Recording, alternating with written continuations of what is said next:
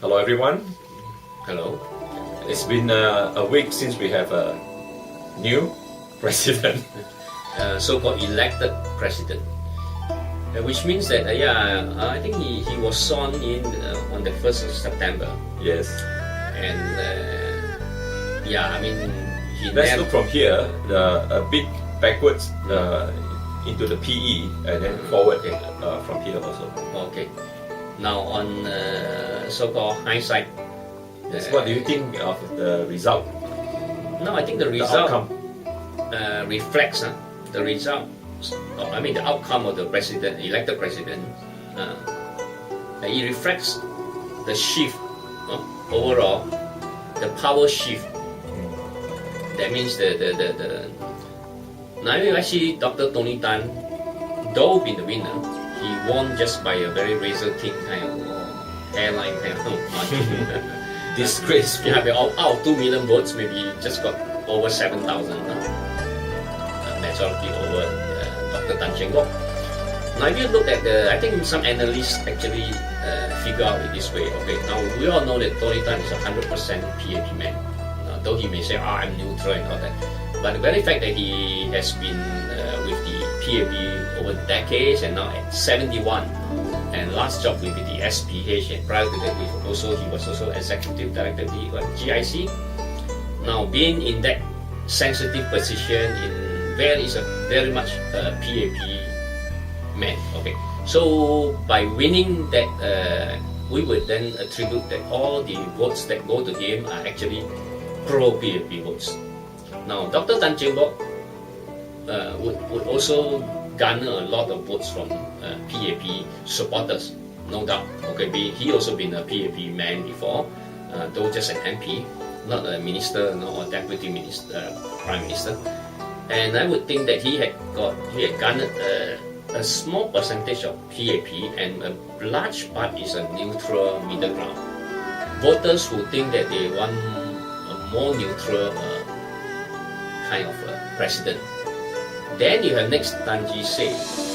Tan Ji Se been portrayed as because he stood for SDP in the last election just months ago. He is deemed as the opposition, 100% opposition. No? So that being the case, it's a distinctive scenario. Dr. Tony Tan got 35% of the PAP, solid PAP votes. And then Tan Cheng Bock, a very close one, is representing the middle ground. And then next Tan Ji Se, the extreme, presuming it's been portrayed that way, the opposition votes. Now this means that the PAP is losing a lot to the middle ground. Do you think so? PAP is crumbling, is being abandoned by the voters. This is very clear because Tan Cheng Bock is not contesting as a PAP endorsed, PAP supported, PAP nominated candidate. He was just a very low profile, low key person, not in the PAP cabinet in the past compared to Tony Tan. His official portfolio is very small. Yeah, just so MP. That's a very disgraceful outcome for Tony Tan, and this is what I wanted, and this is achieved. And this is quite satisfactory that I said we want Tony Tan's vote to be the lowest ever. He absolutely did not walk over. He faced a four-corner fight. He come out with a little bit minute marginal win. It's very disgraceful for family regime. We're not making personal attacks against Dr. Tony Tan. I think he's just happened to be with PAP all the while. But given the fact that he had worked with the GIC in the executive position, now would the problem would come. Now is he willing to reveal how much is in the reserves? Because he's in the know, He's aware of how much been traded, how much been invested, divested. President's responsibility to know, but not to reveal, to inform. We never said that the president's job is to leak out or inform. You see, so Whether then he will say, I don't need to ask the cabinet because I was part of the cabinet. I know the figures. So I'm monitoring. It's my job to supervise. So I'm already doing my job. Just watching here and of course looking at the birds in the istana like that. Whether there any dead body outside the istana also I check. You know. Yeah. So I think given the constraints on him. One will not look away from this. We're not expecting. We don't expect things to happen. I don't expect him to do anything. Just accept to be a compliant accomplice to make Lee Hsien Loong's job easy. So it's our job to make it more exciting for them. Yes, I earlier mentioned. I give this analogy of a scarecrow. So now it's like you put somebody there to frighten away. So-called. Robbers or thieves are coming to steal. They are the bandits themselves. They are dividing your money, so helping themselves to it. So coming to this money thing, then now the minister's salary is still waiting for a review by a Gerald E committee that will only announce by end of the year. So it looks like it's a mega task, no? Wow, you need a lot of work to do and fine tune the many computers and calculators. I don't know. I look at the whole world knows that the US is in deep trouble, in financial trouble. So is Europe, and then everybody's aware. Going by the countries in deep shit, in debts, and then Singapore is going to tell you what they're going to review and adjust. Now I think the more important thing is why don't you do the review on the average wage earner, minimum wage, enough to see the average family or the person, the breadwinner, fulfilling his responsibility as the father or as a son. Now you're looking at ministers. No, you're looking at something. You're looking at how the rich people should live. How much is required. Now Obama I can tell you the whole hogwash is a whitewash. Gerald E is the detergent to clean up the scandals. Bleaching powder. Yes, it's a whitewash to bleach PAP's plundering by salary scandal. Then he laundered the same NKF scandal that Do Right was plundering the salary and misusing the charity public fund. The same thing.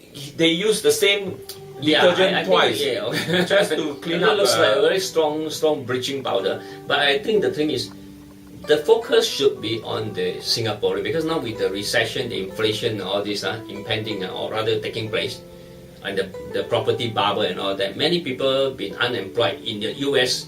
Obama having to look after 15 million unemployed people, and so is Europe in total another 25 million. The world is all about unemployment, and now Israeli Jews are crying cost of living, demanding government to resign. Yeah, and we got a newly elected cabinet and elected president now trying to fine tune how much they should deserve. When the whole world is crying, and the average person has no choice, Now, the people at this top end, the ministers, they are earning by the millions. Why are we talking about how much they need to survive? It's the average person living, making ends meet that we need to look into. So the focus is all wrong. They are our leaders. They are more concerned about how much they are not my leader. I don't know. And then ironically, we voted them to be the leaders. I didn't vote them.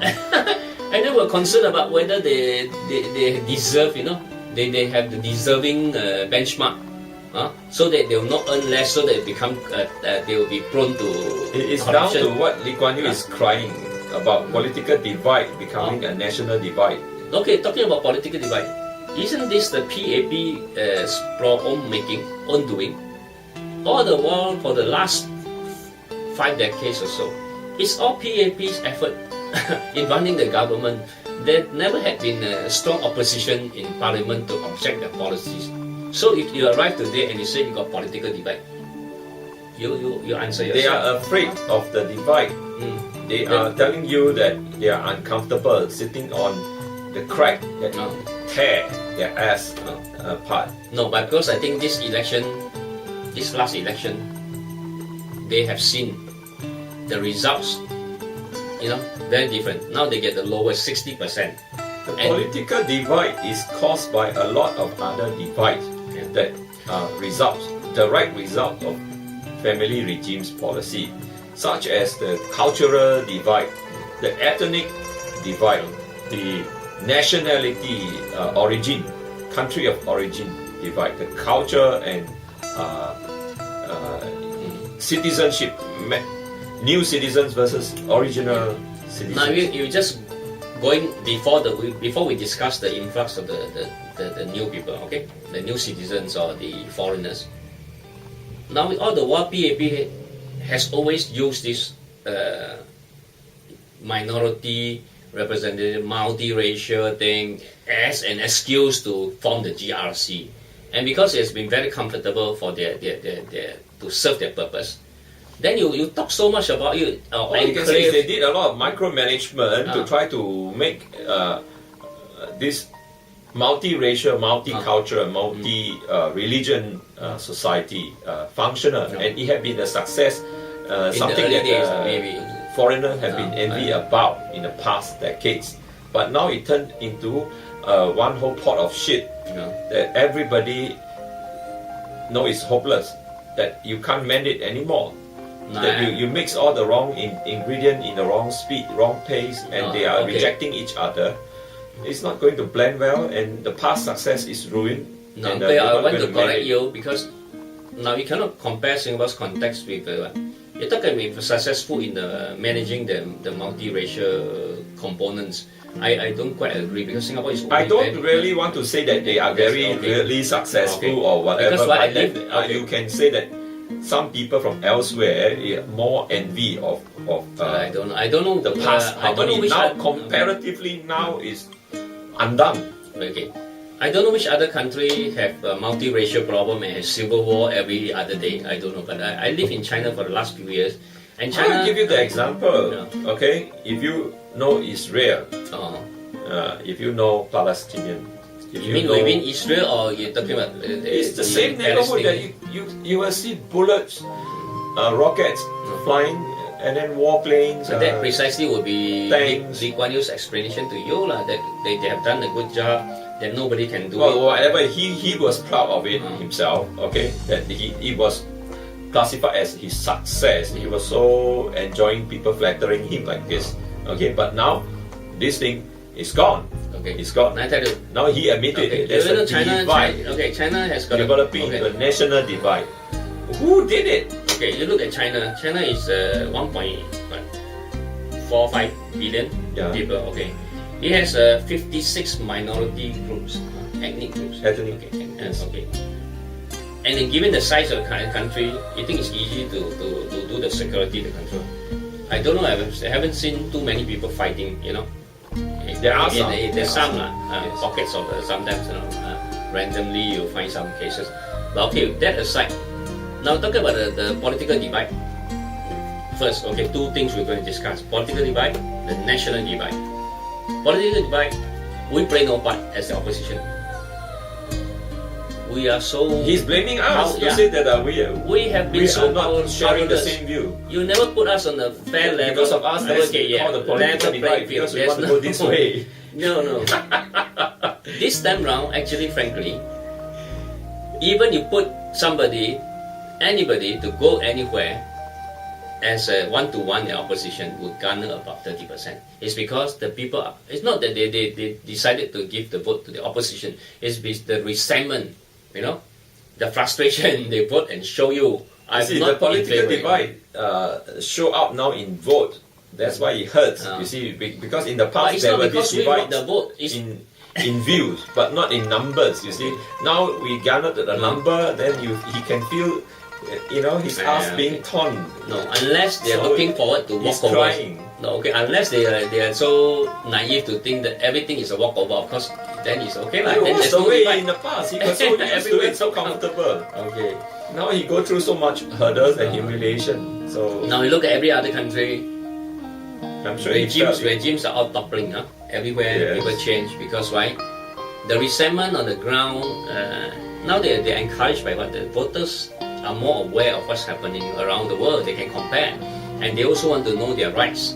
Because of the new social media, the advent of this computer, the networking social media, people exchange views and then they interact. They come together as a group and interest group. I've just seen some video on Hong Kong's Yahoo. Oh yeah. The protesters were wearing the mask V for Vendetta. And the smiling. And they were protesting in the street, and they also went out to throw dog biscuits at Donald Tsang. There was the man that we interviewed. Long hair. Initiated by him. Long hair. He was there throwing dog biscuits at Donald Tsang. Yeah, I think it's quite. Long hair Leong. Yeah, we interviewed him. I think he's the activist style. He's not the man with the suit kind of activist. Yes. Brute, rough. But I think direct you see, Hong Kong is receptive and is vibrant. It's because it's able to absorb voices from the ground. It's a very good barometer because it can then test and feedback instantly. Hong Kong people never keep things in their heart. Unhappy they challenge you because under the British control, colonial days, they are used to that freedom. And even today, China will leave them alone, and people still go to the streets to protest and all that. And it's a very healthy kind of democracy. But because maybe PAP has never been willing to embrace or to test something like that, and they're not confident of engaging activists like that. Even with Uncle Yap, maybe they find a problem. So many long-haired Leong, then there will be more problems than Martin Lee. So things will be very difficult. So given the fact now PAP they have been too comfortable for too long because of the GRC thing. They keep winning with the GRC. The opposition, what political divide? We are being robbed of the power or the fairness to fight, to have a fair fight. Every 5 years they go there, your mainstream media pro-government. We either get a blackout or we get our image tarnished. They are becoming no-stream media, don't worry about them.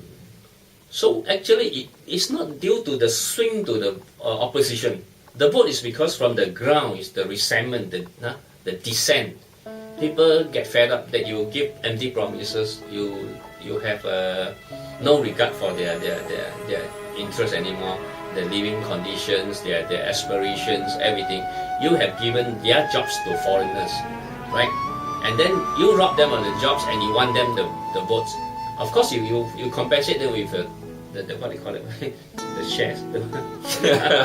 Every 5 years, progress package, and they know they're not stupid. They're not stupid because by taking your ang pao, they have to give their jobs, to someone else, and it's happening. They know their neighbors, their houses rented out. You see, all foreigners. I'm not saying that foreigners is a no. Now, when necessary, I have tried to work in Hong Kong, despite getting sponsorship. It's a no. You know why? The protectionism. And I lauded this. I said I wrote in the Straits Times back in 1989. I applauded and said Hong Kong authorities, despite the fact that they turned me down, I respected them because they protected the local talent. And I think the same should be done here. But here I'm going over. Now I'm trying my luck in China to go into the arts because my roots are all blocked in Singapore for the last 20 years. Being a citizen here, I've been chased out because they find me from an anti-establishment person. They label me at the JB when I was in the SBC, the broadcasting station. Because I'm the vocal person, I keep trying to tell management to help to change the people, the welfare of the artists, the actors. And because they say, you're anti-establishment. Now what is wrong with PAP is what I know. Uncle Yap, I want to tell you from my experience with the civil service. Many people keep their mouth shut because then they think they are guaranteed of an iron rice bowl. The civil service, you keep your mouth shut, you keep your job. The less you do, 少做少错. Okay, anything goes wrong, point the finger. Anything need to be done, look up. That was the past. Yeah. Today is a different world. Then they say, think out of the box. Think out of the box. Today is they quickly join opposition already. That's the trend. You No, see? And no, or they set because- up their own parties. It's going to happen. Now people It's already before yeah. us. Now the problem is because everybody know by saying yes they get the benefits. Even if they don't like, they pretend to say yeah. But that was the past. Like Tan Cheng Bock, if he said yes, he probably was still an MP there. Yeah, but yeah. no, he said no, then he come out. Then he's now okay. presidential candidate. He almost Yeah. took Tony Tan's job. That's the whole trend, you see. So what you're saying, yes, it was, but that was the past. So everybody cheated the system by saying yes, they get the benefits. Yes. You know, I think of this thing is very funny. It's like the church or even the Buddhist, Buddhist temples as well. They offer free food. The church offers sugar and rice for those members, but you must swear that you believe in Christ. You mean what, needies? I don't know. Yeah. You must first be qualified as a Christian for church. Then you must listen to all the sermons. Now PAP is like that. They say, oh, you listen to my sermon. Oh, then okay, you are there. Then you go there, and then then you regularly turn up at the church, and then they start to say, yeah, you're in need of this, okay. But no, you're seeing that his church members split out to become cults here and there. Some become turn to Hindu, turn to Islam. I'm talking about getting benefits. People join for. So you see 4 Tans fighting. Free. All used to be from there. Okay. Then the same. You go to Buddhist. I tell you this also. Some people exploit the system. And it's so easy to exploit because by pretending to say I belong, I'm part of you, I'm a member. Like many people go to Buddhist lodge, Qisiling, Rio Valley, and you get free food, bee hoon, rice, vegetarian. So a lot of Chinese now, the word goes on, everybody who is hungry will go there. Not that it's wrong, but I think it's also not healthy if you pretend to be a Buddhist and you want to enjoy the free food. Then you pretend that you are one of the Buddhist, followers. And because of this, it is going into a situation of everybody playing by this, and then you deprive of real people who are in need. This. We try to wrap this in a few minutes. Okay. I think the elections year is 2001. 2011 is already a landmark, and from here things will be different. Yeah, I think the courage and the sudden change, I think maybe it's been also encouraged by what they have seen in other countries, the movements in other countries that the average citizen now is really standing for his own rights, because nobody can help. Politicians make promises. Sometimes they cannot deliver, and most times they cannot deliver. You look at Japan, they keep changing prime minister. It's because people think, you say this, okay, we'll give you a chance to try. But in Singapore, the opposition is never. Now, even despite the fact that PAP got only garnered 60% in terms of votes, they have 97% in the. Well, for the GE it was 60, but then after the PE, they cannot say they have 60 anymore. They're desperate now. Yeah. So the coming election, I think there will be 5 corner fight in the next elections. A lot of corners and a lot of smaller parties will emerge. I think unfortunately that's the... Yeah, anyone who can speak some English, some Chinese would jump into the bandwagon to try that luck to become MP. And I don't know whether it's going to be healthy, because the media can play up and any fresh face, any good-looking lady walk in and get some publicity, then you have a rally crowd of 20,000-30,000 following, and then people would just start donating to further their cause. So I don't know whether there will be another fair level playing field for.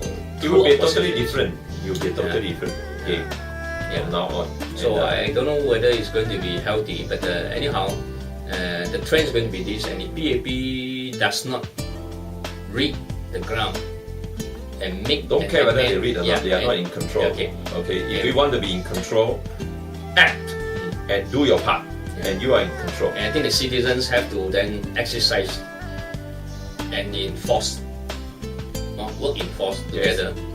Look away from the common cause. They are history. Don't look for what they can do. I think we should advocate whatever that we need, whatever changes. If there are things that are not right, I think people should come together, go through the net, criticize openly, and come in numbers, make it a credible force, so that the government of the day would then know that you cannot be taken for granted. You, the voter, cannot be taken for granted. Okay. So, thank you. Thank you.